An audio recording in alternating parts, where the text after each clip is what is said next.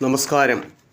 സ്ഥിരോത്സാഹത്തിലൂടെ പരിമിതികളെ മറികടന്ന് പരിധികളില്ലാത്ത ഉയരങ്ങൾ കീഴടക്കിയ അനേകം ആളുകൾ ഈ ലോകത്തിലുണ്ട്. അത്തരം ഒരാളെയാണ് ഇന്ന് നിങ്ങൾക്ക് പരിചയപ്പെടുത്തുന്നത്.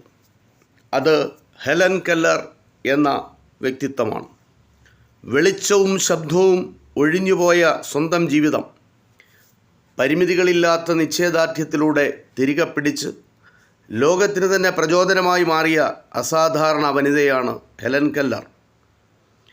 1887 അമേരിക്കയിൽ ജനിച്ച ഹെലൻ കെല്ലർ വെറും 19 മാസം പ്രായമുള്ളപ്പോൾ അജ്ഞാത രോഗം ബാധിച്ച് കാഴ്ചയും കേൾവിയും നഷ്ടമായി. ഇരുളടഞ്ഞ നിശബ്ദമായ ആ ലോകത്തിൽ നിന്നും ഹെലൻ കെല്ലറെ ജീവിതത്തിലേക്ക് കൈപിടിച്ചു നടത്തിയത് അനി സൊളിവൻ എന്ന അധ്യാപികയാണ്. അക്ഷരങ്ങളെ കൈമുദ്രകളിലാക്കി അവർ ഹെലനെ ആദ്യാക്ഷരങ്ങൾ പഠിപ്പിച്ചു. പിന്നീട് ഹെലൻ കെല്ലർ ബ്രെയിൽ ലിപി പഠിച്ചു. ക്രമേണ അനി സൊളിവൻ ഹെലനെ സംസാരിക്കാൻ പഠിപ്പിച്ചു. 24-ാമത്തെ വയസ്സിൽ റാഡ്ക്ലിഫ് യൂണിവേഴ്സിറ്റിയിൽ നിന്ന് ബിരുദം നേടിയ ഹെലൻ കെല്ലർ കാഴ്ചയും കേൾവിയുമില്ലാത്ത ബിരുദം നേടുന്ന ആദ്യ വ്യക്തിയായി അതോടെ മാറി. കാഴ്ചശേഷിയില്ലാത്തവർക്കായി ഒരു രാജ്യാന്തര സംഘടന ആരംഭിച്ച ഹെലൻ കെല്ലർ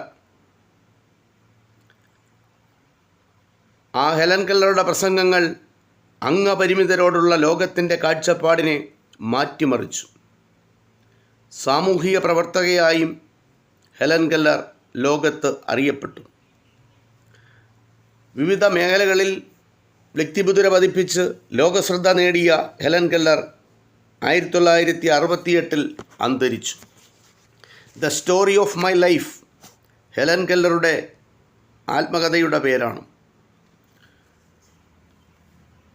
ശാരീരിക പരിമിതികളുള്ള ഏവർക്കും പ്രചോദനമായി മാറിയ ഹെലൻ കെല്ലർ എന്ന അസാധാരണ വനിതയുടെ ഒരു ജീവിത ചുരുക്കമാണ് നിങ്ങളുമായി ഇപ്പോൾ പങ്കുവച്ചത്. ഇത് ഇത്രമാത്രം. നന്ദി, നമസ്കാരം.